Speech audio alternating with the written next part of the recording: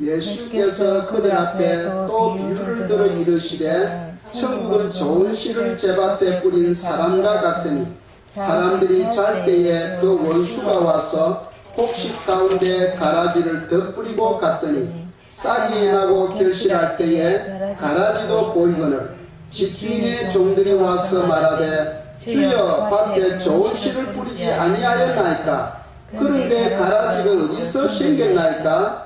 주인이 이르되 원수가 이렇게 하였구나. 종들이 말하되 그러면 우리가 가서 이것을 뽑기를 원하시나이까? 주인이 이르되 가만두라. 가라지를 뽑다가 곡식까지 뽑을까 염려하노라. 둘 다 추수 때까지 함께 자라게 두라. 추수 때에 내가 추수꾼들에게 말하기를 가라지는 먼저 거두어 불사르게 반으로 묶고 곡식은 모아 내 곡간에 넣으라 하리라. 아멘. 작성하시기 바랍니다.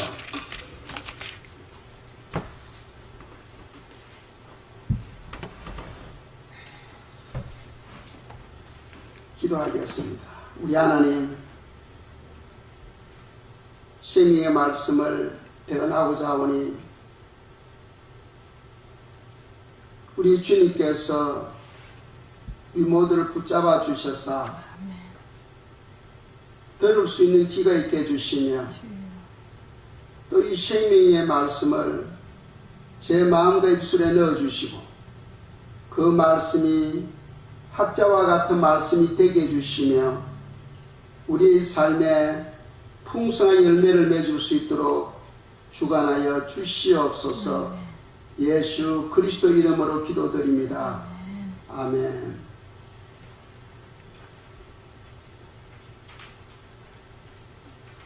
오늘 이 셈이의 말씀이 저와 여러분들에게 큰 복이 되기를 바랍니다. 지난주에는 씨 뿌리는 비유를 저희들이 묵상했습니다. 특별히 마태복음 13장은 씨에 대해서 말씀하고 있죠.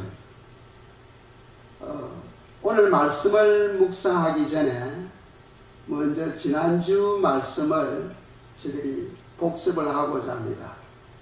씨 뿌리는 비유에 있어서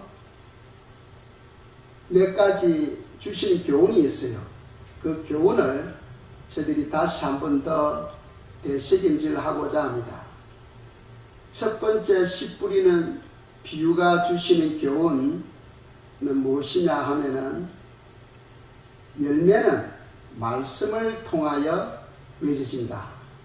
열매는 말씀을 통하여 맺어진다 하는 것을 우리에게 교훈하고 있습니다. 즉 그 말씀은 우리가 열매를 맺으려면은 말씀을 가까이 해야 된다는 거죠.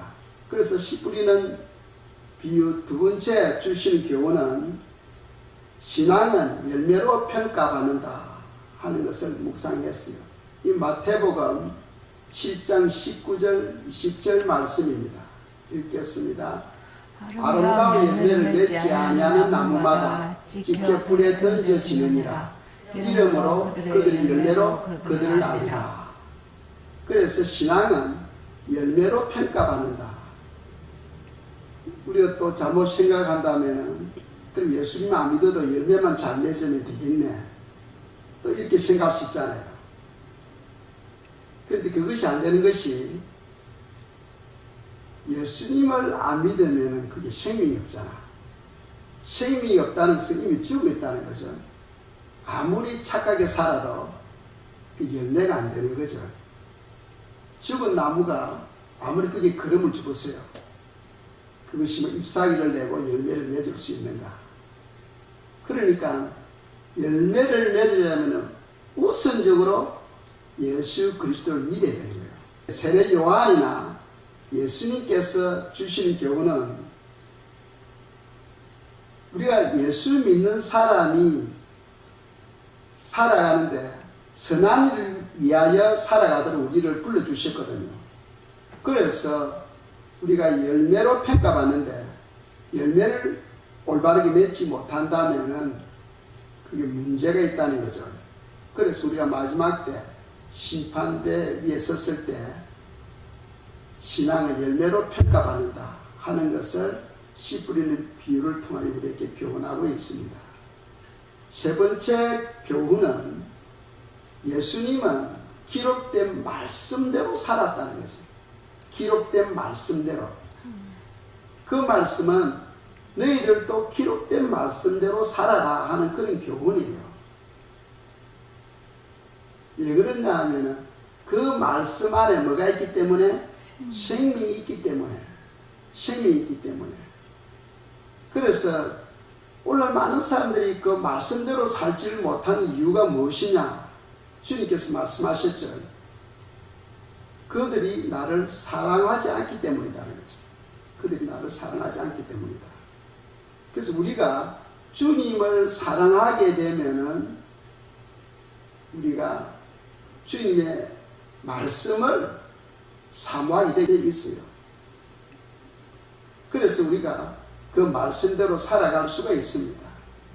주님을 사랑하는 마음이 우리 속에 없으면은 주님께서 아무리 쉽게 우리에게 말씀을 풀어서 설명해 주시더라도 우리가 순종할 수 없다는 거죠.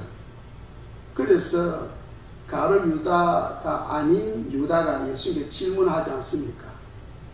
왜 우리에게는 쉽게 설명을 해주고 저들에게는 숨깁니까? 하니까 그들에게는 하나님을 사랑하는 마음이 없다 하고 이야기를 합니다. 사랑하는 마음이 없는 사람이 아무리 설명해 준다. 그건 순종이 없다는 거예요. 순종이 없다. 그래서 우리가 말씀을 지키려면 먼저 주님을 사랑하는 그런 마음이 준비되어져야 된다는 거죠. 네 번째 교훈은 씨 뿌리는 비유의 네 번째 교훈은 우리 그 씨를 밭에 뿌리지 않습니까? 밭은 마음이거든. 이 마음이 준비되어야 된다는 말입니다. 마음이 어떻게 준비되어져야 되느냐? 겸손하고 온유한 마음으로 준비되어져야 된다. 겸손한 마음을 가질 때에 하나님의 말씀의 씨앗이 그게 떨어져서 30배, 60배, 100배 열매를 맺을 수가 있게 되는 겁니다. 그리고 또 다섯 번째 주신 교훈은 생명은 예수 그리스도 안에만 있다는 거죠. 생명은 예수 그리스도 안에만 있다. 이 종교 안에 있는 게 아니다는 거죠. 이 땅에 많은 종교가 있지 않습니까? 이 종교 안에 있는 것이 아니죠. 생명은 예수 그리스도 안에. 우리가 기독교를 믿어도 우리가 기독교를 믿는 이유는 기독교 안에 예수님을 가르치기 때문에 우리가 기독교를 믿는 것이지, 나는 기독교 믿는다 하지만은 예수님을 안 믿으면 그거는 생명이 없는 거예요. 이해가시죠? 이 종교가 또는 도덕이 우리를 구원하는 것이 아니고 생명을 가지신 예수님이 내 안에 오셔야 그게 구원이 있다는 거죠. 그래서 우리가 요한일서 5장 12절 말씀 보겠습니다. 읽겠어요? 아들이 있는 자에게는 생명이 있고 하나님의 아들이 없는 자에게는 생명이 없느니라. 아멘. 이 영원한 생명, 이 영원한 생명이 어디 있다는 거예요? 하나님의 아들 안에 있다는 겁니다. 그래서 이것을 쉽게 설명한다면 이 성경을 우리가 하나님의 아들 예수님으로 생각을 하고, 또 여기에는 주보를 우리가 생명으로 생각한다면 아버지께서 이 생명을 그 아들 예수님께 주셨다는 거죠. 그러니까 아들 안에 뭐가 있다는 거예요? 생명이 있다는 거예요. 그래서 우리가 믿음으로 예수님을 우리 마음에 모셔드리면 내 속에 뭐가 있다는 거예요? 생명이 있다는 거예요. 내가 예수님을 안 믿으면 내 속에 생명이 없어요.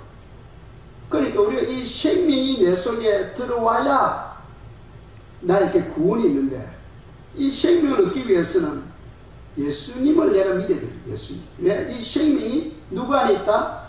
그 아들 안에, 예수님 안에 있다는 거죠. 그래서 이 생명이 내 안에 있어야 그게 구원이 있고, 생명이 없는 나무는 아무리 오래돼도 썩어버리지 그게 자라질 않습니다. 자라질 않아요. 그래서 많은 사람들이 살아가고 있지만 거기 예수님이 안 계시면 그 사람은 죽은 거죠. 아담과 하와가 선악과를 따먹었습니다. 하나님께서 하신 말씀이 뭡니까? 선악과를 따먹으면 어떻게 된댔어요? 반드시 죽는다. 반드시 죽는 데였어요. 그런데 선악과를 따먹었습니다. 어떻게 됐어요? 그 반드시 죽은 거예요. 무슨 말이냐면 생명이 떠나버린 거예요. 생명. 눈에는 안 보이는 거예요. 그런데 본인들은 알아. 본인들은 하와가 먼저 따먹었잖아. 하와가 따먹는 그 순간에 먹는 그 순간에 생명이 떠나버렸어. 본인은 알아. 생명이 떠날지 자기는 압니다. 왜 그러냐면 생명이 떠나버리면은 그 빛이 떠나버리면은 그 마음이 어떻게 되는 거예요? 어둠으로 덮어버리잖아. 본인은 아는데 그걸 숨기는 거예요.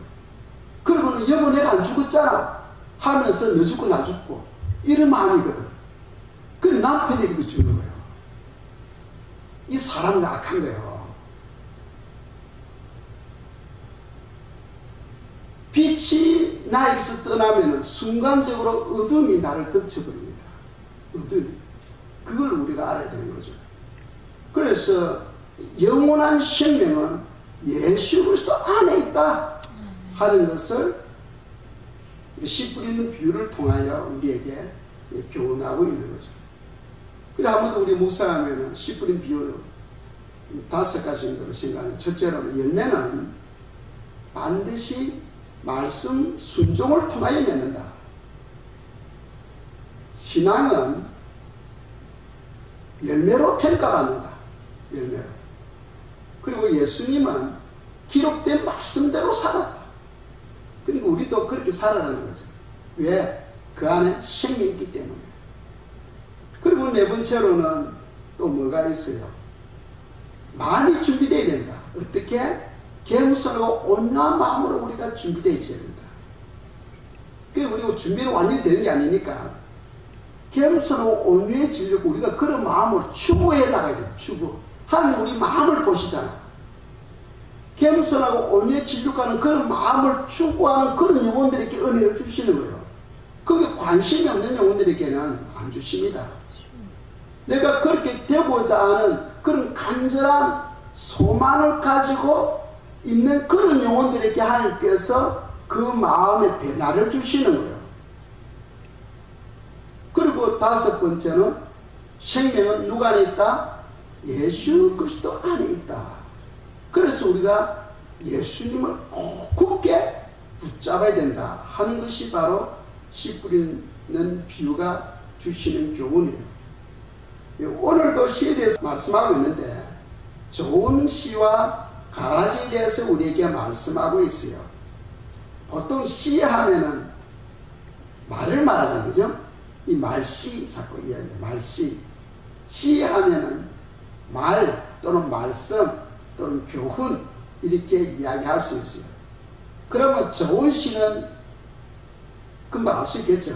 좋은 시 하면은 좋은 말, 그러니까 남을 격려하고 위로하고 평안을 주고 복을 주고 하는 것은 좋은 시다 하고, 그런 좋은 시를 가지고 있는 사람은 천국의 아들이다 하고 성경은 말씀하고 있어요. 그런데 그 반대로 가라지 하면은 반대로 생각하면 돼. 판단하고 정죄하고 뒤에서 욕하고 비난하고 저주하고 완전 이런 영혼들은 악한 자의 아들이다 하고 성경은 말씀하고 있어요. 악한 자의 아들이다. 그렇다면 우리 자신을 평가할 수 있겠죠. 이 가라지 비유를 통해 우리 자신을 평가할 수 있습니다. 내가 평소에 어떻게 살아가고 있는가. 어떤 사람들은 뭐 우스갯소리로 입만 벌리면 아주 더러운 말을 그냥 쉽게 그냥 내뱉어요. 물론 오늘날 세상 풍조가 그런 것 같아. 심지어는 뭐 정치인들도 아주 심한 말을 내뱉을 때가 있어요. 그리고 국민들은 그런 걸 듣기를 좋아해. 그것은 이 국민이 저변에 깔려있는 그 풍조가 악하다는 거예요. 풍조가 악하다는 거예요. 우리는 좋은 말을 해야 돼. 특별히 공직에 있는 사람이라든지 방송국, 이 언론을 참여하고 있는 분들은 이 말을 조심해야 돼요. 말을. 그래서 이 가라지 비유가 주시는 가장 큰 핵심은 말 조심해라. 말 조심해라. 이 입에서 나오는 이 말이 이 천국의 아들이냐 악한 자의 아들이냐 하는 것을 나누게 된다는 거예요. 나누게 된다. 왜? 이 말이라는 것은 어디서 나오겠어요? 마음에서 나오거든. 마음에서. 그 마음에 들어있는 것이 입으로 나오니까 그 말 보면 그 사람의 마음이 어떤 상태인가를 알 수 있다는 거죠. 이해가시죠? 예.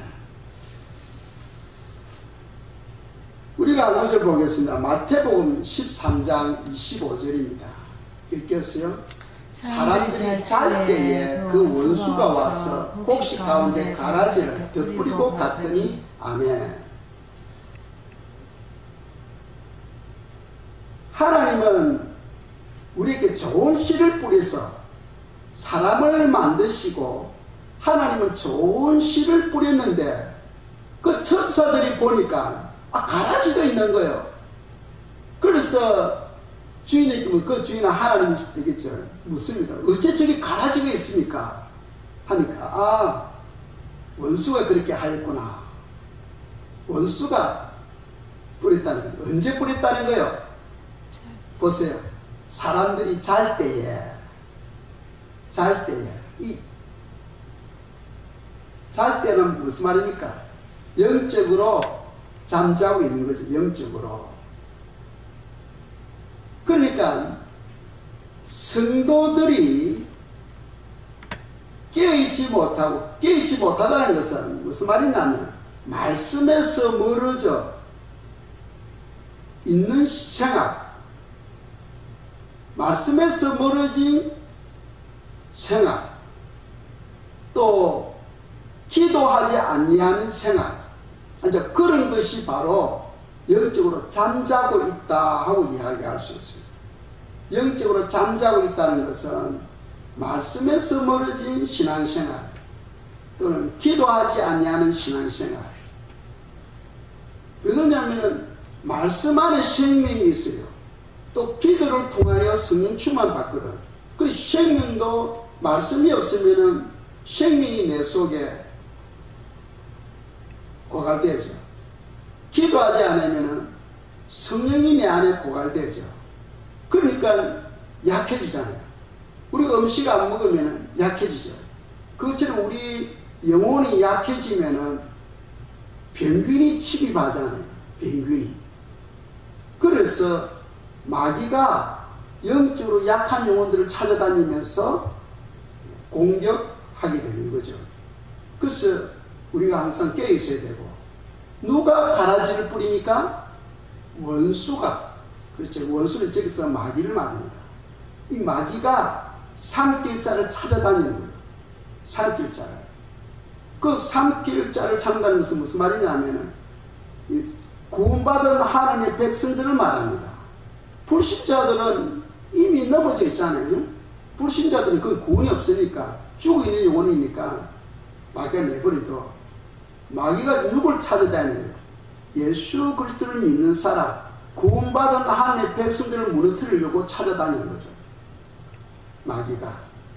그런데 이 마귀가 와서 가라지를 어디에 뿌렸어요? 가라지를 어디에 뿌렸습니까? 보세요. 원수가 와서 어디에 뿌렸어요? 곡식 가운데 뿌렸다는 거예요. 곡식 가운데. 곡식은 무엇을 상징합니까? 구원받은 성도를 상징하죠. 알고 신자. 구원받은 성도를 상징하는 거예요.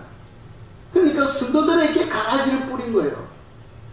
내가 깨어있으면은 그런 악한 생각, 악한 것이 내 속에 들어오면은 내가 지어버려, 막아버려.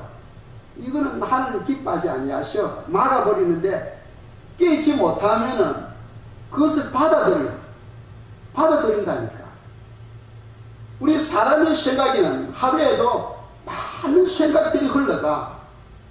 생각들이 지나가는데 어떤 생각은 우리가 받아서 내 삶에 적용할 수 있고 어떤 생각은 내가 막아야 돼.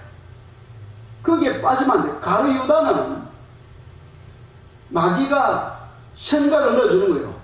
돈을 훔치는 생각, 예수님을 팔려는 생각을 넣어줄 때에 그것을 막지 못하고 그것을 대적하지 못하고 그대로 받고 그걸 가지고 생각하고 묵상하는 거예요. 그래, 내가 지금 이 헌금을 막고 있으니까 여기서 조금씩만 내가 뒤로 빼내도 나중에는 그게 큰 돈이 되겠다. 이제 자기 안에서 생각을 하는 거야. 집을 짓는 거지. 이 마음에 집을 짓는 거예요. 그 집을 짓는 그 집에 누가 들어오겠어요? 나중에는 이제 마귀가 들어오는 거죠. 처음에는 생각을 주고 나중에는 집이 완성되면은 마귀가 그 집에 들어와서 주인 노릇하게 되는 거죠. 그래서 우리는 이 마음을 제어할 줄 알아야 돼요. 마음을 제어하지 아니한 자는 성읍이 무너지고 성벽이 없는 것과 같다 하고 성경 말씀하고 있잖아요. 그래서 성도는 이 말씀과 함께 살아가는 성도들은 자기 마음을 다스릴 줄 알아야 돼요. 늘 어떻게 하면 하나님을 기쁘게 하나, 어떻게 하면 하나님의 영광을 위해서 살아가나, 항상 이런 마음으로 가득 차 있어. 그런데 거기에 악한 생각이 들어오면 금방 알아. 이게 마귀가 주는 건 줄 알아. 그럼 사단을 대적하잖아. 예수 이름으로 사단아 떠나가라 하고 그게 이제 분별력이거든요. 그런데 그런 영적인 원리를 모르면 그런 생각이 들어오면 자기 안에서 집을 지어요. 그게 위험하다니까. 그래서 마귀가 성도들에게, 알고 신자 성도들에게 곡식 가운데 가라지를 뿌리는 거예요. 악한 말, 악한 생각을 뿌리는 거죠. 근데 거기에 우리가 미혹되어서는 안 된다 하는 것을 우리에게 교훈하고 있습니다. 자, 좋은 씨를 뿌리는 사람은 어떤 사람인가? 좋은 씨를 뿌리는 사람, 알고 신자들이 있잖아요. 알고 신자들은 우리가 올바르게 믿음이 잘 자라야 되겠습니다. 좋은 땅, 좋은 씨, 이런 좋은 씨를 뿌리는 그런 사람들은 남을 격려하고 위로하고 복을 주고 이런 사람으로 아름답게 성장하려면 우리가 적어도 두 가지는 필요해. 하나는 하나님에 대한 올바른 생각, 또 하나는 말씀에 대한 올바른 생각. 이 올바른 생각이 아주 중요하잖아요. 이 하나님에 대한 올바른 생각 무엇이냐 하면 하나님을 어떻게 생각하느냐는 거예요. 하나님을 어떻게 생각하느냐. 사도행전 5장 31절입니다. 읽겠습니다. 이스라엘에게 회개함과 제사함을 주시려고 그를 오른손으로 높이사 임금과 구주로 삼으셨느니라. 아멘. 예수님이 이 땅에 오신 것은 우리 그냥 단순한 친구가 되기 위해서 오신 것이 아니고 우리의 임금과 구주로 삼도록 오셨다는 거죠. 성경은 하나님을 우리가 바르게 알아야 돼요. 하나님을 바르게 알아야 돼요. 그래야 우리가 바른 신앙을 가질 수 있어요.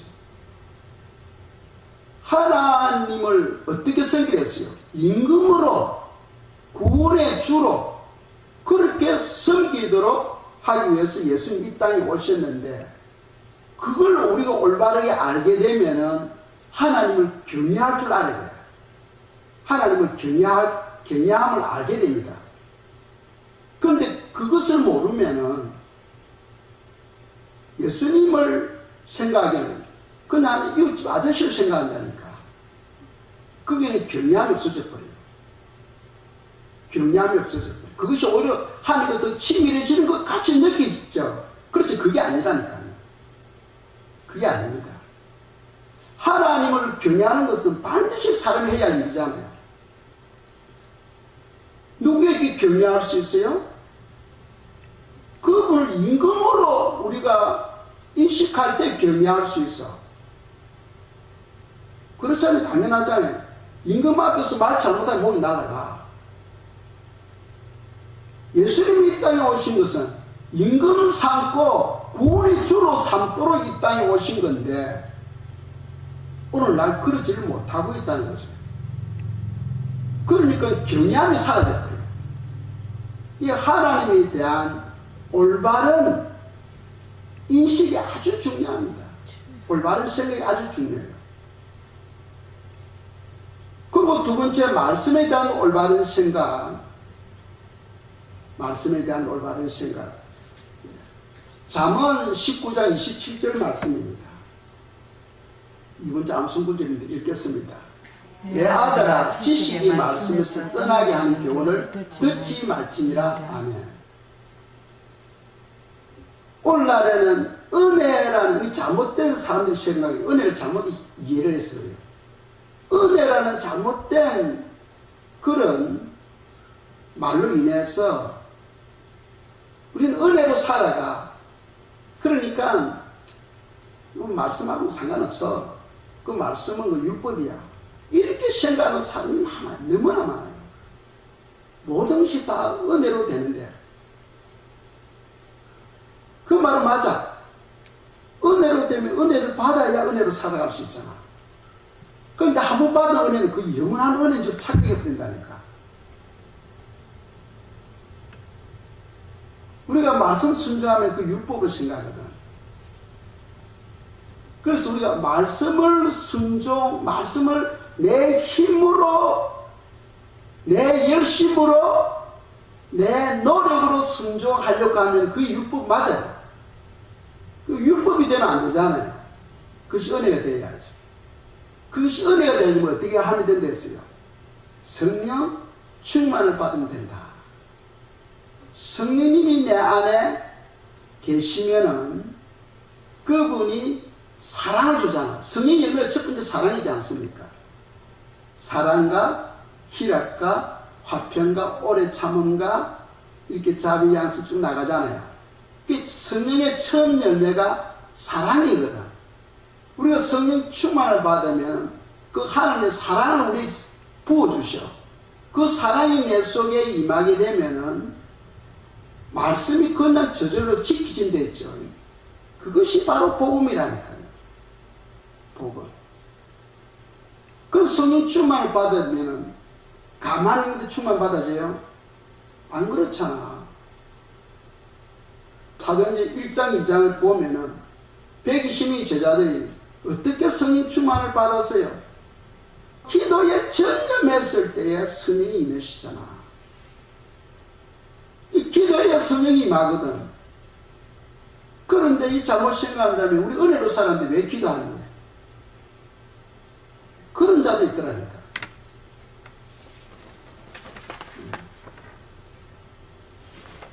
그래서 27절에서 잠언 19장 27절에서 주신 교훈이 뭡니까? 내 아들아, 지식이 말씀에서 떠나게 하는 교훈을 듣지 말지니라. 그럼 듣지 말라는 거죠. 듣지 마라. 이 사람들은 왜 말씀 읽을 필요가 없다고 하니까? 성경, 그 율법이니까. 율법이니까. 신약 성경 보면 예수님 율법을 폐하러 오셨어요? 아니죠. 완전하게 하기 위해서 오셨지 율법을 폐하러 오신 것이 아니에요. 골로새서에서 율법을 폐한다는 말은 그건 제사법을 폐한다는 것이지 제사법이 바뀌었기 때문에 폐한다는 말씀이지 율법 전체를 없애버린다는 그런 말이 아니에요. 그래서 우리가 좋은 씨를 뿌리는 그런 사람들이 되려면 하나님에 대한 올바른 생각과 말씀에 대한 올바른 생각, 그것이 필요하다 하는 것을 우리에게 교훈하고 있습니다. 그리고 또 사람들이 좋은 시에서 가라지가 되는 이유도 있다는 거죠. 그게 한 번 구원이 영원한 구원이 아닙니다. 오늘 이 가라지 비유를 통해 주신 교훈은 좋은 씨를 가진 천국의 아들들도 부러진 가라지를 따라가면은 악한 자의 아들이 될 수 있다는 교훈이에요. 한 번 구원이 영원한 구원인 것 같으면 이 가라지 비유를 빼버려야 돼요.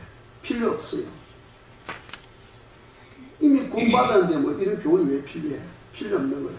그 이 교훈을 주신다는 것은 하나님의 자녀도 가라지를 받고 가라지대로 살아가게 되면은 구원을 잃어버릴 수 있다는 것을 주시는 교훈입니다.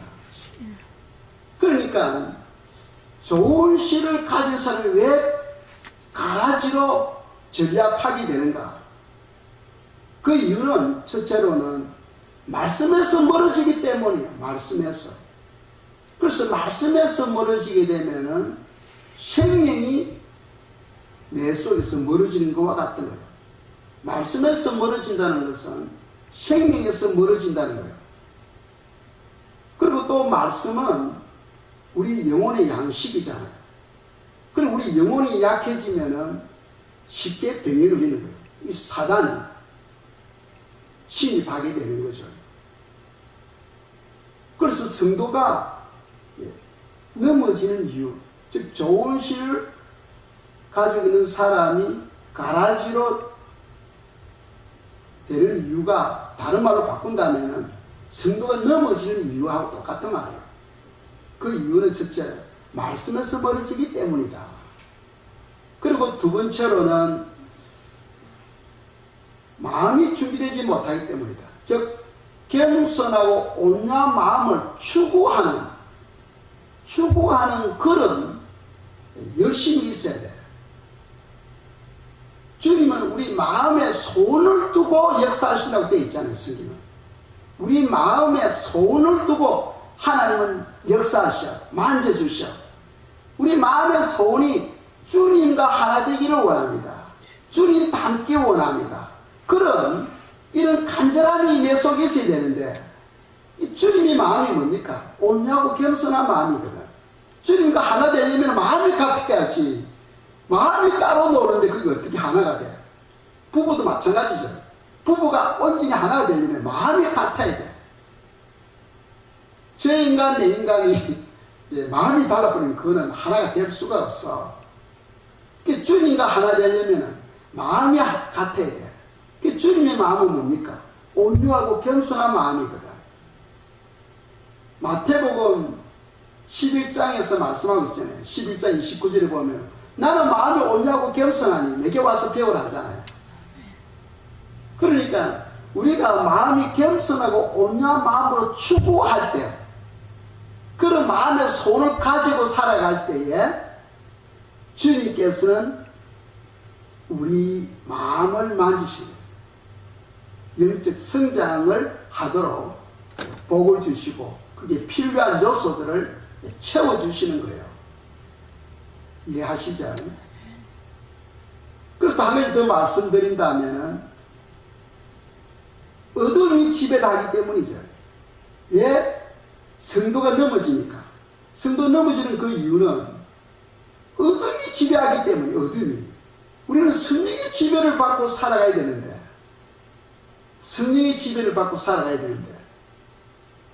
어둠이 지배를 하니까 넘어지는 거죠. 어둠이 지배를 한다는 것은 뭡니까? 하나님이 지배를, 하나님의 빛이셔. 그 빛이 떠나면은 어둠이 우리 마음을 지배를 해버려요.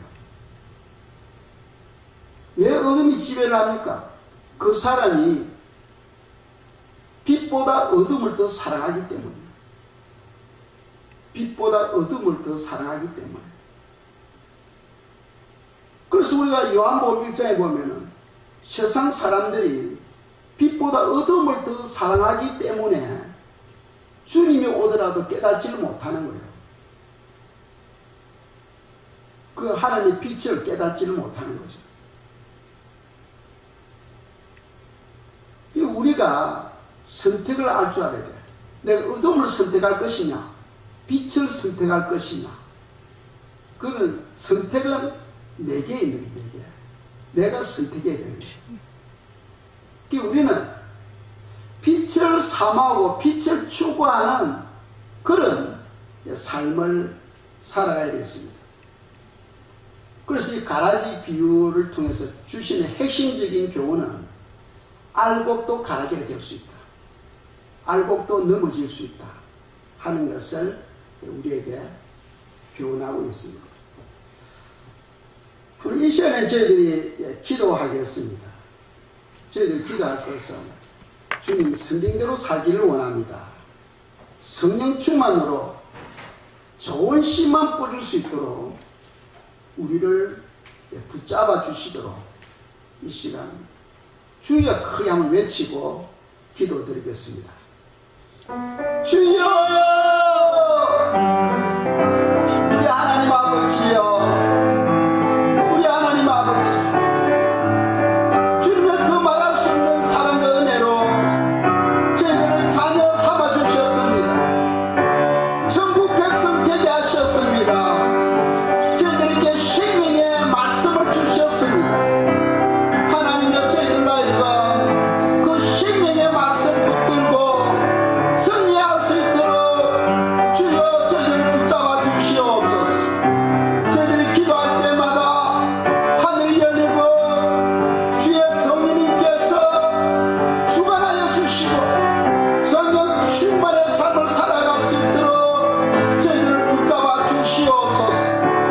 성령으로 하지 않고는 열매를 맺을 수 없습니다.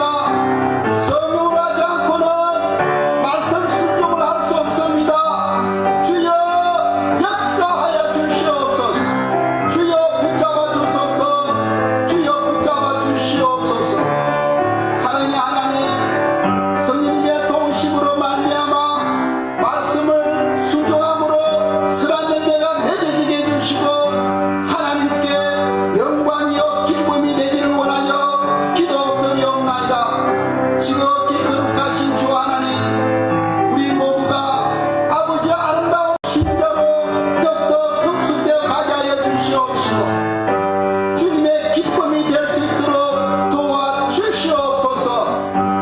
우리의 삶을 통하여 선한 열매가 풍성할 수 있도록 우리 주님께서 주장하여 주시옵소서. 주님 감사합니다. 주님 감사합니다. 주 하나님여 감사합니다. 예수 그리스도 이름으로 감사하며 기도드리옵나이다. 아멘.